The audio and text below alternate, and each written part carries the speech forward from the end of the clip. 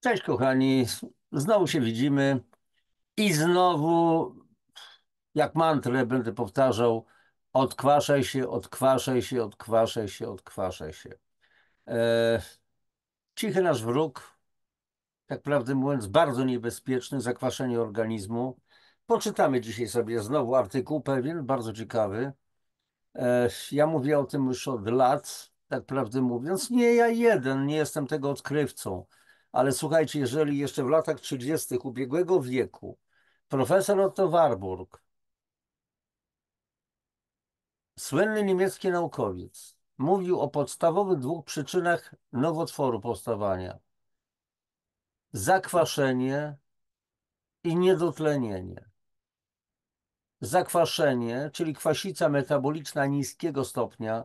Ja w wielu audycjach wyjaśniam to, ale dzisiaj jeszcze będę o tym mówił. Co to takiego jest? Że to nie jest zakwaszenie w ogóle krwi, nie o to chodzi zupełnie. I nie wiem, czemu fachowcy od zdrowia kompletnie nie wiedzą o tym. Nie wiem. Wielu, nie wszyscy, nie wszyscy. Bo ja przecież bazuję na nauce, na medycynie, na tym, co mówią również niektórzy polscy lekarze, których znam osobiście, którzy mówią, istnieje zakwaszenie organizmu, które nie ma nic, przynajmniej niewiele ma wspólnego z zakwaszeniem krwi. Są pewne powiązania, ale o tym za chwileczkę jeszcze przypomnę. Zresztą w wielu audycjach o tym mówię. A więc zakwaszenie, które jednocześnie powoduje niedotlenienie. Najpierw zmniejsza się ilość tlenu we krwi tętniczej, po prostu hipoksemia, a później, ponieważ w tej krwi tętniczej jest coraz mniej tlenu, ale naczynka roznoszą ten tlen do tkanek, do komórek, to zmniejsza się ilość tlenu również w tkankach, czyli jest hipoksja. Hipoksemia, braki tlenu we krwi tętniczej, i hipoksja, braki tlenu w tkankach. I to jest podstawowa przyczyna nowotworów. Oczywiście można mówić tutaj o wielu czynnikach chemicznych i tak dalej. Tak, to wszystko jest. Stres, który potwornie nas zakwasza. A w jakim świecie my dzisiaj żyjemy? Skąd się bierze tyle depresji? Co my jemy, że tak nas to wszystko zakwasza? W jakim świecie my żyjemy? Czym jesteśmy bombardowani każdego dnia? Jakimi informacjami, które podnoszą nam ciśnienie dosłownie, bo się podnosi ciśnienie. W takiej audycji na temat adiponektyny mówiłem o tym, że jeżeli mamy rosnący stres rośnie, to jesteśmy zalewani kortyzolem, hormonem stresu, a on bardzo negatywnie oddziałuje na nerki. W końcu dochodzi do wyczerpania nadnerczy, funkcjonalnej części nerek, czyli do hipoadrenii. Nie wiem, czy tutaj mam gdzieś broszurkę na ten temat. O, właśnie, jeden z moich tytułów: stres i zakwaszenia, wyczerpanie nadnerczy. Jak przeciwdziałać hipoadrenii? Jest coś takiego, wyczerpanie adrenii, i niech nikt nie gada głupot z tych mądrych, że tak powiem, że to nie istnieje. Że co, że w ICD-10 ani ICD-11, czyli w międzynarodowej klasyfikacji chorób, nie jest to zapisane? No i co z tego? Bo ktoś nie uznał, że to nie jest choroba? No bo to nie jest, trudno określić to jako chorobę, ale to jest pewna przypadłość, niedomaganie organizmu wynikające z pewnych przyczyn, i w związku z tym, kochani, mamy do czynienia z potwornym zakwaszeniem. Kwasica metaboliczna, latentna, czyli bezobjawowa, bo nie widać, czym ona się objawia, zwłaszcza, że skutki są widoczne często po 20, po 30 latach, więc z dnia na dzień jest to widoczne. Chyba że badamy pH porannego moczu codziennie. Każdy z Was może to zrobić. Wystarczy, że będziecie mieli o takie chociażby paseczki. O, nie ma żadnego problemu. Do badania pH porannego moczu. Ja tu mam, badam. O, takie paseczki, one były szersze, ale je przeciąłem wzdłuż na pół. Wystarczy połówka, 1/3. Środkowy strumień moczu, poranny oczywiście mocz, po całej nocy, i widzimy, co się dzieje z naszym moczem. Czy jesteśmy zakwaszeni, czy też nie. Ktoś ustalił normę pH od 4,8 do 8, chyba i 0,2 czy do 8, już nie pamiętam. I okazuje się, że na przykład wskazania 5,2, 5,4, 5,6 i tak dalej są prawidłowe, ale 7, 7,4, czyli środek skali, to już jest nieprawidłowy. Chociaż to wszystko mieści się w tej skali. O, tu jest minimum, tu jest maksimum, a tu jest środek. To, co jest po środku, to jest złe, chociaż jest w normie. Ale to, co jest bliżej tego dna normy, to jest prawidłowe. Nie rozumiem tego kompletnie. Nie rozumiem. Więc, kochani, istnieje coś takiego jak zakwaszenie krwi i przekwaszenie przestrzeni międzykomórkowych. Zakwaszenie krwi jest bardzo groźne. pH krwi to jest 7,35 do 7,45. W tych granicach jest to pH. Przypomnę, bo w wielu audycjach już mówiłem, pH, czyli potencja hydrogenii, potencjał jonów wodorowych. Każdy z nas jest zbudowany z różnych substancji, te są zbudowane ze związków chemicznych, te z pierwiastków i między innymi jednym z tych pierwiastków jest wodór.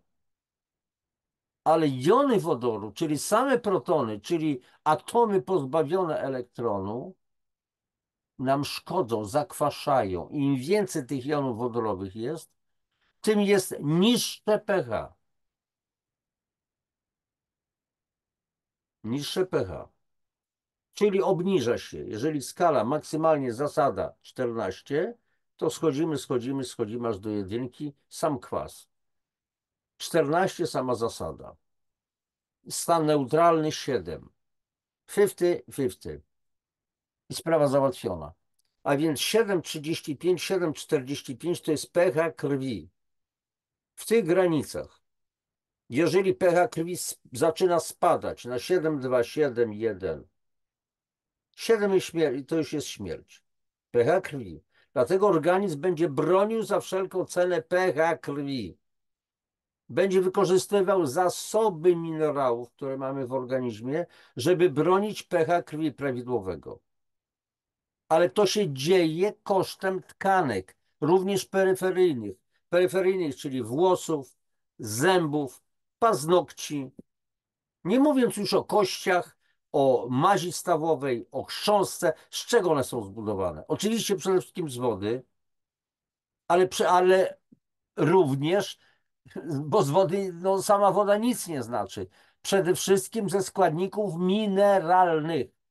Ale jeżeli w organizmie już brakuje tych składników do obrony pH krwi, tak jak na froncie, jeżeli wróg atakuje w jednym miejscu, to po prostu od wody ściągamy w to miejsce, żeby bronić tego miejsca ataku. Ale w tym momencie osłabiamy jakieś nasze flanki i możemy po prostu spodziewać się ataku z drugiej strony. Czyli jak ten syndrom krótkiej kołdry. Jak mi zimno w głowę, to naciągam na głowę, ale to nogi marzną. Jak nogi marzną, to zakrywam nogi, ale to głowa marznie i tors mi marznie. Braki minerałów. Braki minerałów, wielokrotnie o tym mówię. I teraz, jeżeli te 7,35, 7,45, no jest w normie, jeszcze 7,35 w porządku, wszystko jest dobrze, ale już bardzo źle. Dlaczego? Dlatego, że jeżeli pH krwi wynosi 7,35, żyjemy. Ale to też oznacza, że jesteśmy już przy bandzie, przy barierze. I to oznacza, że generalnie organizmowi brakuje składników mineralnych do funkcjonowania organizmu. Między innymi do prawidłowej pracy trzustki, której zadaniem jest produkowanie enzymów silnie zasadowych. A jeżeli trzustka nie wyprodukuje tych enzymów silnie zasadowych, niezbędnych do trawienia pokarmów, które przeszły z żołądka, tam jest silny, potężny kwas, silne zakwaszenie, trafiły do dwunastnicy, do której trzustka podaje silnie zasadowe enzymy, żeby raz neutralizować te kwasy żołądkowe i zacząć już trawienie enzymami silnie alkalicznymi, silnie zasadowymi. Jak nie ma składników mineralnych, to z czego ta trzustka wyprodukuje te enzymy? O jakim składzie? Jeżeli nie będą to o właściwe, enzymy nie będą miały właściwego składu, to zaczyna się niestrawność, czyli dyspepsja. A to z kolei już powoduje, że jeżeli czegoś się nie strawiło, to jelito nie wchłonie. A jak nie wchłonie, to jesteśmy niedożywieni. Komórki nie otrzymują pokarmu, a każda komórka powinna otrzymać dziennie, dzień w dzień, 70 do 90 składników odżywczych plus woda plus tlen. Przepraszam za moje emocje, ale się czasami emocjonuję. No jestem emocjonistą. Można to lubić, można tego nie lubić. Jestem jaki jestem i kocham siebie właśnie z tym, jaki jestem. Jak moja ukochana dziewczyna mówi, odezwało się pole narcyzów, największe na świecie. Pal licho, oczywiście żartujemy sobie, docinamy tak sobie żartobliwie, takie ukończenia, powiedzmy, drobiażdżki, ale z pełną miłością, z pełnym zrozumieniem, ze śmiechem. Okej, w porządku, po prostu kocham siebie, oczywiste, bo jestem fantastycznym facetem i wy również jesteście fantastycznymi dziewczynami, fantastycznymi facetami, uwierzcie w to. To tak przy okazji jeszcze.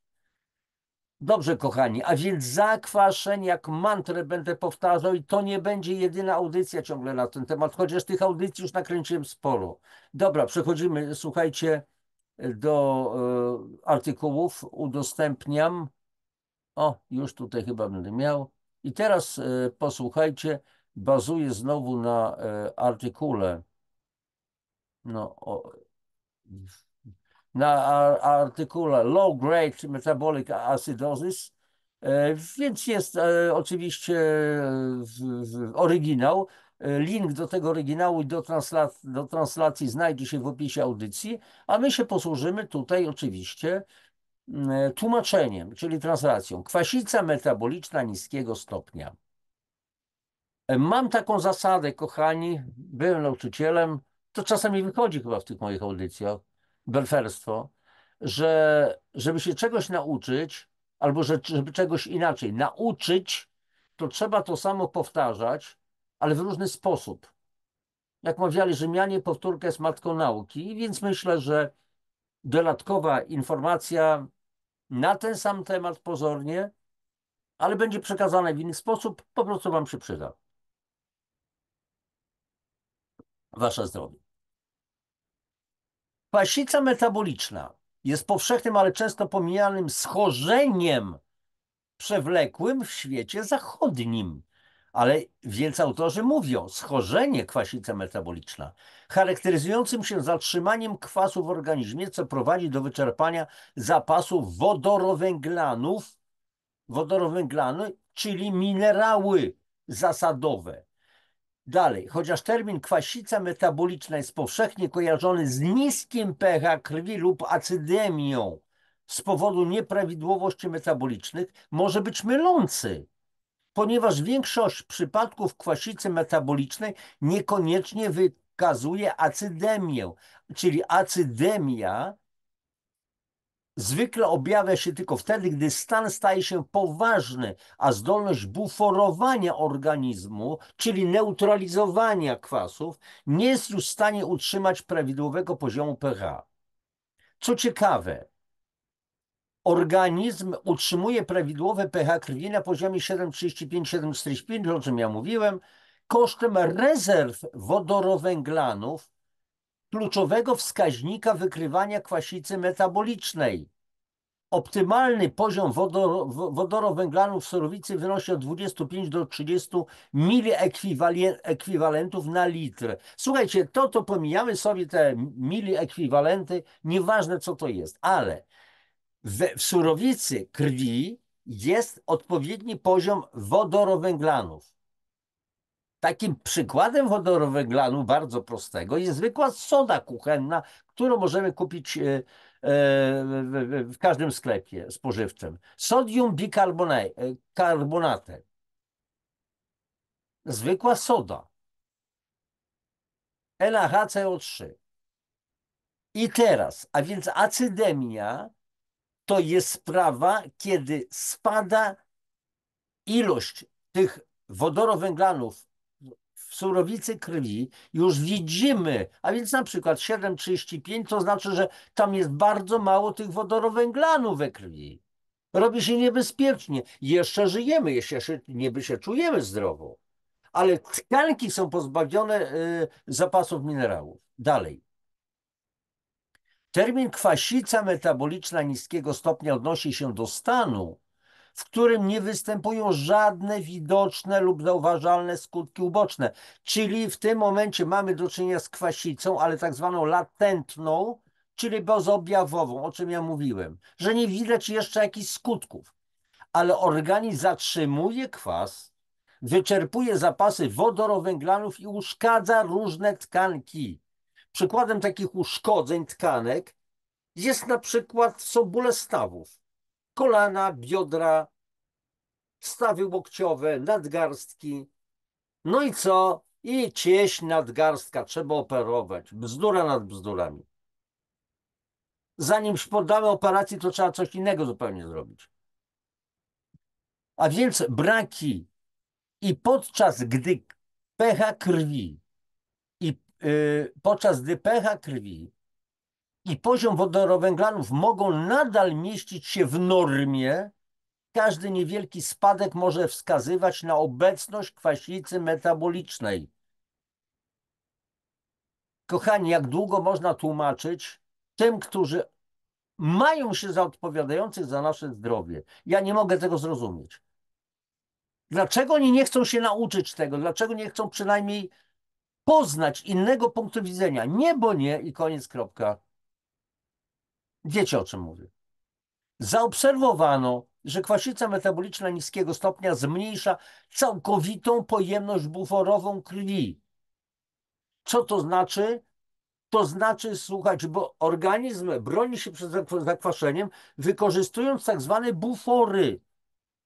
Tak jak w wagonach kolejowych w lokomotywie są bufory, czyli coś, zderzak, który wytłumi zderzenie, które mogłoby uszkodzić coś, skład cały, konstrukcję wagonu, a bufory pochłaniają tą energię zderzenia.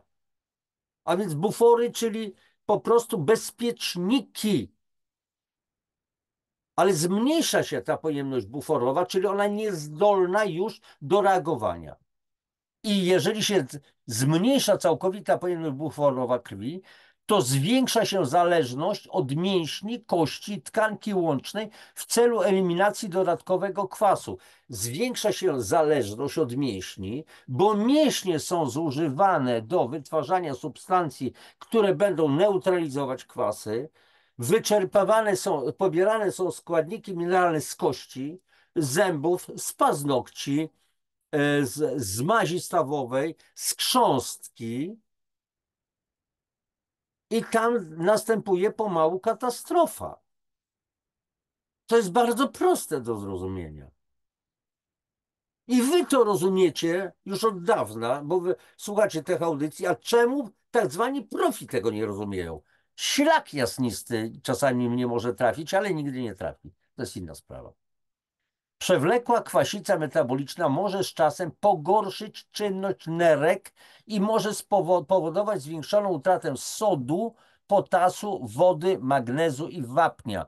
Podstawowych minerałów, podstawowych pierwiastków mineralnych, zasadowych, alkalicznych. I teraz uwaga, zatrzymamy się, bo akurat niedawno miałem taki telefon od nieznanej mi osoby, która otrzymała telefon od mojej znajomej, żebym ewentualnie skonsultował tam pewną historię takiej kuracjuszki, która weszła na kurację, od 2 tygodni jest na kuracji, ale jest, chorowała na chorobę Hashimoto, jest potwornie, znaczy choruje na chorobę Hashimoto, jest potężnie zestresowana i tak dalej, i tak dalej. I wzięła taką kompleksowe wspomaganie metaboliczne, między innymi tam minerały, niewielką ilość, minimum dosłownie, i źle się poczuła. Jakieś tam palpitacje, ale jakaś arytmia. No i oskarżanie, bo tam jest potas. Ja mówię, jaki potas, a w jakiej postaci potas? Żadna arytmia, czyli tak zwany kryzys ozdrowieńczy. Objawy subiektywnego pogorszenia się samopoczucia. Jeżeli się robi remont w domu, to najpierw się, nie wiem, taki poważny, skuwa się kafelki, zrywa się powiedzmy tylk ewentualnie, no wiecie co tam się w tym domu robi. Gruz, brud, wszystko. Jak ktoś przyjdzie, to miałby, to na tym remont polega, że taki dom jest zniszczony? No to jest etap wstępny. Uzdrawianie, doprowadzanie, pierw trzeba to wszystko wynieść, oczyścić, a dopiero później będzie nowy tynk, nowe kafelki, malowanie, głaskanie, sprzątanie, wykładanie dywanów i dopiero później gości możemy zapraszać. I teraz co się okazuje, i ta dziewczyna, zaczęliśmy rozmawiać, okazało się, że tak, powiedzmy kuracjuszka, pytam, jakie było pH na początku. No, był granatowy pasek. Granatowy pasek, czyli już pH ponad 7,4. O, ja mówię, to w takim razie do Hashimoto doszły jeszcze problemy z nerkami. Ona ma poważne problemy z nerkami.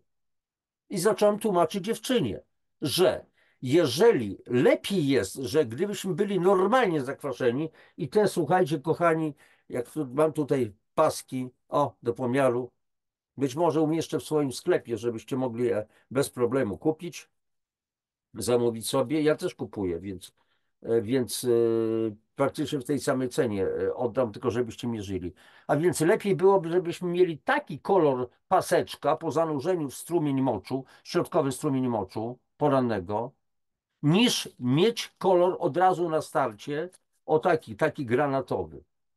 Dlaczego? Bo to oznacza taki granat, że albo ktoś naprawdę jest zdrowy, jak to się mówi, absolutnie zdrowy, albo ma problemy z nerkami, bo w tym momencie, kiedy już jest schorowany, jest Hashimoto, jeszcze coś, co jeszcze nie zostało wykryte, i jeszcze granatowy pasek, to oznacza, że jest już w dużym stopniu problem z nerkami. Jaki problem? Że nie ma już składników mineralnych, żeby normalnie zabezpieczać tą krew przed kwasami. W związku z tym zaangażowane są bardzo silnie nerki. I teraz jest sprawa taka, że nerki wychwytują jony wodorowe, czyli protony,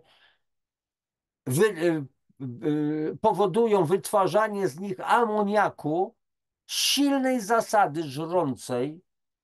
I amoniak jest bardzo cuchnący, jest to nieprzyjemna bardzo woń.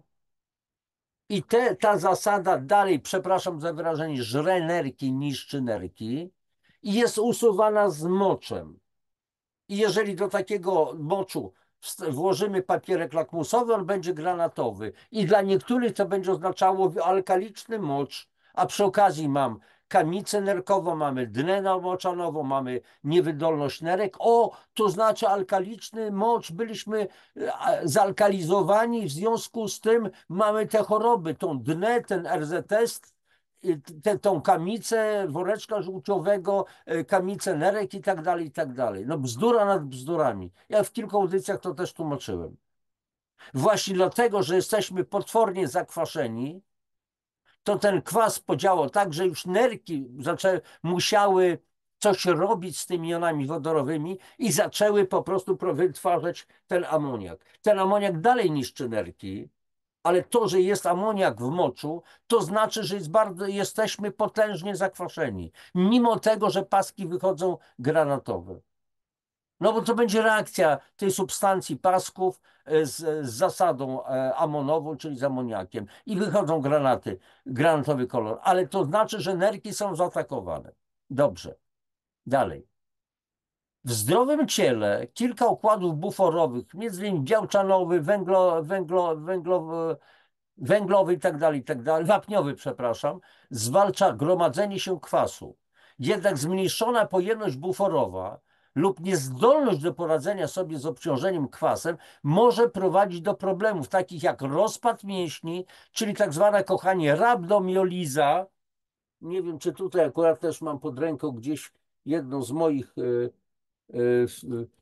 książek, czego mogłeś nie ma w tej chwili tutaj, czego mogłeś nie wiedzieć o zakwaszeniu organizmu i skutecznym odchudzaniu. Ja tam piszę upadek mięśniowy, czyli rabdomioliza, rozpad mięśni, a więc tkanki łącznej kości. Uszkodzenia spowodowane łagodną kwasicą obejmują zwiększone usuwanie minerałów z kości i zwiększone ryzyko osteoporozy i tworzenia się kamieni nerkowych. Wodorowęglan jest powszechnym układem buforowym w organizmie, który utrzymuje prawidłowy pH krwi. Pomiar poziomu wodorowęglanu w surowicy naczczo Jest zatem krytyczny w sprawdzaniu kwasicy metabolicznej niskiego stopnia. Cudowne zdanie. Pierwsza sprawa, badajcie swoje pH. Badajcie swoje pH. Lepiej, jeszcze raz powtarzam, będzie, jeżeli będziecie zakwaszeni, to najwyżej się odkwasicie. Ale jeżeli na starcie już będą granatowe, jeszcze raz powtarzam, barwy paska, to znaczy, że już nerki są w rozsypce. Na 99%, bo ten 1%, nawet może 0,01%, to granatowe paski to dotyczą ludzi zdrowych, absolutnie zdrowych. Ale to jest margines. A więc to możecie sprawdzić i jeżeli macie granatowy pasek, to biegnijcie do lekarza pierwszego kontaktu, niech da skierowanie do nefrologa, do specjalisty od nerek i zacznijcie coś robić z tym. Albo kuracja, kompleksowe wspomaganie metaboliczne, gdzie dajemy dużo wodorowęglanów, cytrynianów, wielu pierwiastków i ratujemy zdrowie. Równowaga między kwasem a zasadą w organizmie jest zdefiniowana przez równowagę jonów wodorowych i akceptorów jonów wodorowych, takich jak wodorowęglan i cytrynian. No przed chwileczką o tym mówiłem. Nie pamiętałem nawet, że tutaj będzie to.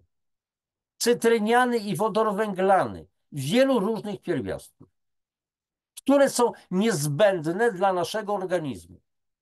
Wielokrotnie powtarzam, dla odkwaszenia, ale dla właściwości reologicznych, czyli przepływowych krwi, dla prawidłowej pracy trzustki i tak dalej, i tak dalej. Dla kośćca, dla mazi stawowej, dla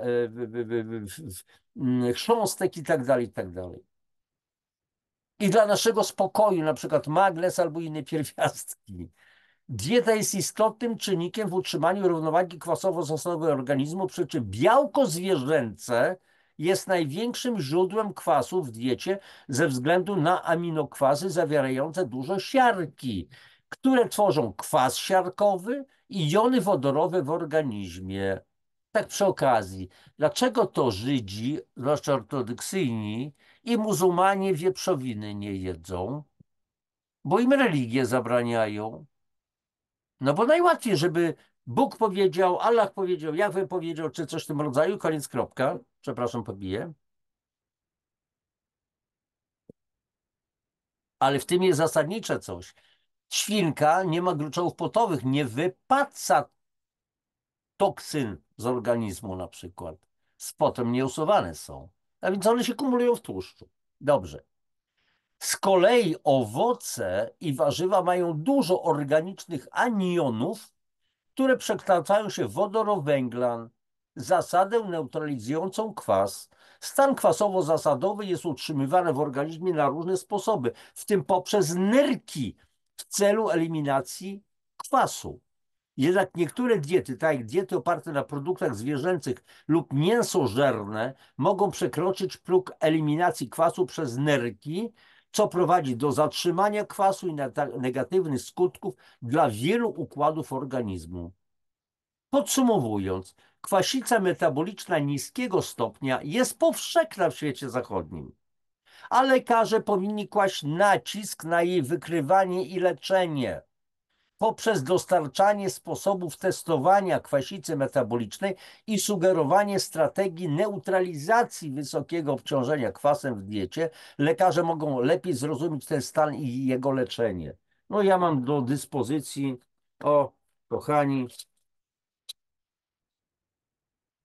codziennie mogę wam powiedzieć o taką, mniej więcej, nie wiem, czy to będzie widoczne, taką porcję takiego pewnego rzeczy, specyfiku łykam sobie i sprawa załatwiona. Codziennie. Mniej więcej akurat 20-25 sztuk. To jest moja porcja dzienna.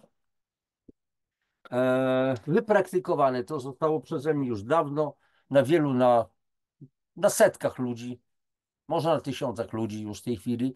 Mówię o moich doświadczeniach i sprawa została załatwiona. Jakie są źródła kwasu endogennego? H+, czyli protony, jony wodorowe, kwas siarkowy, fosforowy, moczowy, mlekowy, ketokwasy, a więc na przykład kwas acetylooctowy, kwas beta-hydroksymasłowy. To są endogennego, źródło kwasu endogennego, czyli wytwarzanego wewnątrz organizmu, i egzogenne, czyli pochodzące spoza organizmu źródła kwasu. Produkty pochodzenia zwierzęcego, szczególnie sery ostre, przetworzone jaja i mięso, słodziny. A, i teraz pytanie, czy nie jeść jaj? Ależ tak, zwłaszcza żółtko. Ale jaja w dużej ilości, po 5, po 10 sztuk dziennie, będą zakwaszały nas. Za dużo będzie białka, będziemy przebiałczeni. Przesłuchajcie, w Polsce jesteśmy mięsożercami wybitnymi. Śniadanie, obiad, kolacja, mięcho, mięcho, mięcho, mięcho. Nigdy tacy nie byliśmy. To nie wiem, mam wrażenie po kłosie PRL-u, gdzie nie było mięsa, więc dzisiaj się zażeramy tym mięsem. Ja pamiętam lata 60., 70., jestem 54. rocznik, dinozaur, roślinożerny dinozaur, więc wiem, że w domu mięso może było raz, 2 razy w tygodniu zaledwie. To co myśmy jedli? No właśnie, co myśmy jedli? Nieraz ludzie pytają mnie o to. Dalej, słodziny. Czyli wszystkie te cukry, te ciasteczka, te żelki, te ponczusie, te 7-upy, te Coca-Colę, te inne dziadostwa i tak dalej, i tak dalej. Dera, dieta ketogeniczna, czyli niskowęglowodanowa. Ogólnie rzecz biorąc, zwiększa jedynie obciążenie kwasem, dopóki organizm nie przyzwyczai się do wykorzystania ketonów. I teraz uwaga, dieta keto jest bardzo dobrą dietą. Tak właśnie ten program, kompleksowe wspomaganie metaboliczne organizmu, które ja realizuję, w przypadku zwłaszcza osób, które się odchudzają, ma tam elementy również diety keto. To jest bardzo dobra rzecz. Bo i przede wszystkim niskowęglowodanowa. Odstawiamy chlebki pszeniczne, bułeczki, ciasteczka, inne rzeczy, cukier, te wszystkie różne słodziki i tak, i inne dziadostwa, przepraszam. Odstawiamy. Natomiast chodzi o to, że mamy złe pojęcie bardzo często, bo dieta keto nam się kojarzy z mięsem, z tłuszczem i tak dalej. A to wcale nie o to chodzi. Ja nie jestem specjalistą od diety keto, ale dieta keto to przede wszystkim dieta niskowęglowodanowa. Dalej, ćwiczenia beztlenowe. Długotrwały post 48 godzin lub dłużej, bo może doprowadzić do rozpadu mięśni. Głodówki mogą być przeprowadzane, ale trzeba umieć je robić. Teraz, jakie są bufory zasad endogennych? Dwuwęglan, cytrynian, po prostu jako związki chemiczne, kości, białko, kreatyna, fosforan, karnozyna, hemoglobina, albumina. Bufory zasad endogennych. Bufory zasad egzogenicznych, czyli zasad pochodzących z zewnątrz. Mleczan, octan, jabłczan, glukonian, cytrynian, wodorowęglan, suplementacja cytrynianem sodu lub potasu lub wodorowęglanem, owoce, warzywa, szczególnie szpinak, daktyle, rodzynki, suszone śliwki, porzeczki, czarne śliwki, kawę, herbata, woda mineralna, wodorowęglanowa. Posłuchajcie, coś ja wam tutaj pokażę. Co to zawiera, to co pokazywałem, momencik, bo mam tutaj etykietę, tylko tutaj zaklejone jest, zaraz to oberwę i sobie przeczytamy, co tutaj jest, co za bogactwo jest, naprawdę bogactwo. Tylko znajdę to opisy po polsku, bo tu jest w różnych językach, więc powiedzmy sobie, powiemy co to jest. O, i właśnie, co tutaj takiego jest? Węglan sodu, węglan wapnia, co tam jeszcze? Węglan magnezu, cytrynian potasu, cytrynian sodu, węglan potasu, cytrynian magnezu, cytrynian wapnia, sole magnezowe, glukonian miedzi, wspaniale działający na cerę, na wytwarzanie się kolagenu, chlorek chromu, molibdenian sodu. Sprawa załatwiona. Jeszcze raz powtarzam, 25-20 sztuk co najmniej 20 sztuk dziennie tego zjadam i się czuję świetnie. O, właśnie. Negatywne skutki kwasicy metabolicznej niskiego stopnia. Cukrzyca typu 2, oporność na insulinę, czyli insulinooporność, zwiększona glukoneogeneza, nadciśnienie, utrata masy kostnej, osteoporoza, osteopenia, sarkopenia. No sarkopenia to nie ma mięśni po prostu. Utrata minerałów z macierzy kostnej. Zwiększona aktywność osteoklastów, czyli, czyli komórek kościogubnych. Zmniejszona aktywność osteoblastów, czyli komórek kościolubnych, budujących, czyli mniejsze budowanie kości. Dalej, utrata masy mięśniowej, czyli sarkopenia i zmniejszona siła mięśniowa. Utrata tkanki łącznej, fibromialgia, czyli bóle nieznanego pochodzenia, hiperurykemia dna moczanowa, osłabienie funkcji nerek, uszkodzenia cewkowo-śródmiąższowe, kamienie nerkowe, czyli kamica nerkowa. Mniej cytrynianu wiąże się z wapniem, a więcej wapnia z kwasem szczawiowym, co zwiększa ryzyko powstawania kamieni szczawianowo-wapniowych. Obniżone pH moczu, zwiększone tworzenie się kamieni kwasu moczowego. Dalej, utrata soli z moczem, ujemny bilans sodowo-chlorkowy, inne niedobory minerałów. To są wszystko skutki zakwaszenia. Zwiększona utrata sodu, chlorku, potasu, wapnia, magnezu, siarczanu, fosforanu z moczu. Utrata sodu i potasu jest spowodowana zmniejszeniem wchłaniania zwrotnego tych minerałów przez nerki, co prawdopodobnie zmniejsza wchłanianie zwrotne tauryny. Utrata wapnia, magnezu, fosforanów następuje w wyniku utraty tkanki kostnej. Utrata tauryny, zwiększona utrata wody z moczem, odwodnienie, zmniejszona wydajność ćwiczeń i tak dalej, i tak dalej. I teraz słuchajcie, nie będę tutaj tego wszystkiego odczytywał, pokazywał i tak dalej, ale link oczywiście, jak powiedziałem, znajdziecie w opisie. Potencjalne obciążenie nerek kwasem, pral, ze strony produktów spożywczych. Mili ekwiwalenty kwasów na 3,5 uncji, bo to jest akurat amerykańskie opracowanie. I tutaj jest powiedziane, jaka tam jest w skali pral, jakie są wartości poszczególnych środków do jedzenia, ewentualnie jaka to jest po prostu skala pral. To w tej chwili zostawiam sobie bez żadnego ale. I teraz co tam jeszcze? I to byłoby, kochani, już na tyle. A więc jeszcze raz powtarzam, zobaczcie, negatywne skutki kwasicy metabolicznej niskiego stopnia. Cukrzyca typu 2, insulinoporność, zwiększona glukoneogeneza, naciśnienie, utrata masy kostnej i tak dalej, i tak dalej, i tak dalej. Tego jest cała masa. Kwasica metaboliczna niskiego stopnia, która praktycznie nie ma nic wspólnego z zakwaszeniem krwi, jeszcze raz powtórzę. Chodzi o przekwaszenie tkanek.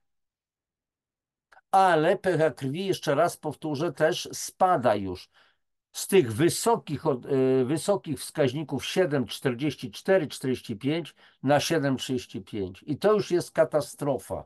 Jeżeli takie coś jest, no to już się zaczyna źle. Zatrzymuję udostępnienie, wracamy do rzeczywistości po tym artykule. Ja wiem, że jestem może upierdliwy. Ciągle to samo, ciągle ta kwasica, kwasica, kwasica. Panie Januszu Dąbrowski, może pan sam już się zakwasiłeś? Nie, ja jestem odkwaszony, dbam o to. Wasze zdrowie. Ale tu chodzi o to, żeby zrozumiał każdy. Tym bardziej, że ja mam na playliście odkwaszanie mnóstwo tego typu audycji. Ale pamiętajcie, że czasami ktoś po raz pierwszy wchodzi na audycję aktualną i nie zna tych starszych audycji. Czasami nie wie, czego szukać, jak szukać. Czasami trafiam na pasjonatów, którzy przeglądają od dechy do dechy. Było takich parę osób. Po prostu dziękuję Wszechświatowi, że tacy się pojawili, że chcą po prostu poznawać te tematy, ale po prostu tego nigdy nie za wiele, tej wiedzy. Więc kochani, odkwaszajcie się. Jak nie wiecie w jaki sposób, kontaktujcie się ze mną, wytłumaczę. Jeżeli ktoś będzie chciał, jest cała kuracja. Kuracja, która działa na cały organizm, gdzie załatwiamy 5 zasadniczych dziedzin. Odkwaszamy organizm, czyli neutralizujemy kwasy, ale jednocześnie dostarczamy dla organizmu masę minerałów. Odczytywałem różnego rodzaju węglany, cytryniany, które wchodzą do wnętrza komórki i odkwaszają ją na poziomie komórkowym.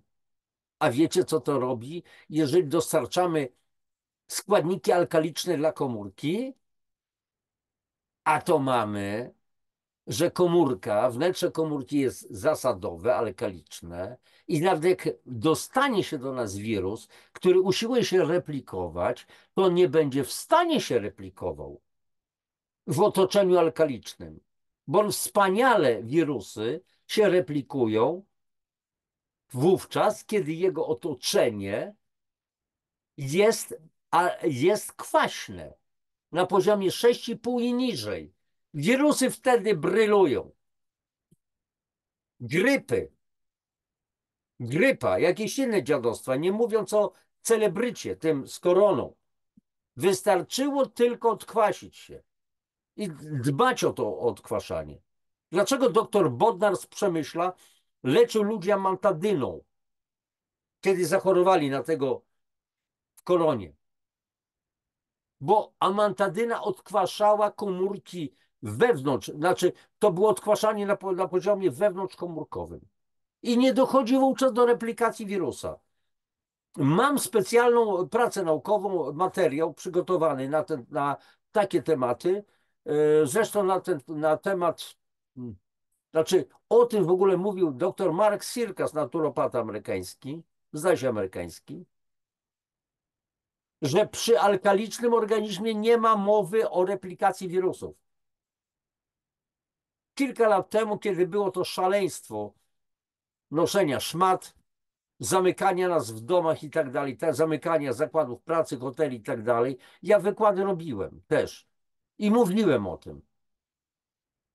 Na jakiej zasadzie dochodzi do zakażenia, replikacji, infekcji wirusowej i po prostu i replikacji wirusów. Odkwaszajmy się, kochani, naprawdę. Możecie mi nie wierzyć, to przynajmniej spróbujcie przez miesiąc czasu stosowania takich rzeczy, załóżmy, i będziecie wiedzieli, jak się czujecie, co się stanie w organizmie. Czy będzie tak samo dzisiaj i tak samo za miesiąc, czy też nie. Można skorzystać, można nie skorzystać. Każdy ma możliwość wyboru.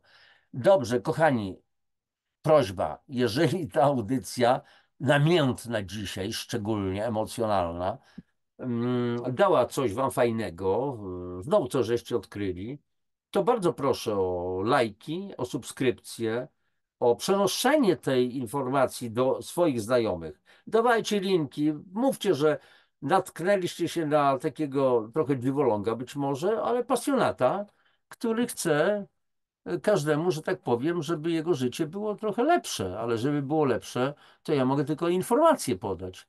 Ale za nikogo tego życia nie przeżyję, za nikogo nie zjem zupki. Akurat dzisiaj gotowałam grochóweczkę, palce lizać, jak to było w kabarecie Jurki, ale dzisiaj zupę ugotowałam. Zdychniesz jak zjesz. Tak lubię się wygłupiać, lubię żartować. Kochani, bo na tym rzecz polega. Jeżeli żartujemy, śmiejemy się, to przynajmniej nasze bebeszki się trzęsą i też się odkwaszamy. Grunt to zdrowie, grunt to dobry humor, grunt to właściwe podejście do życia. Kochani, życzę wam wszystkiego najlepszego. Naprawdę, zwłaszcza, że każdy dzień powinien być świętem. My zazwyczaj czekamy na święta, Boże Narodzenie, Wielkanoc, takie, siakie, owakie święta. Każdy dzień jest święty. Każdy dzień jest cudowny, bo być może u niektórych następny dzień nie przyjdzie, więc obyście witali wiele, wiele dni jeszcze w swoim życiu. N razy 365. Cześć, trzymajcie się. Więc jeszcze raz suby, lajki, komentarze. Dziękuję wam. Papatki.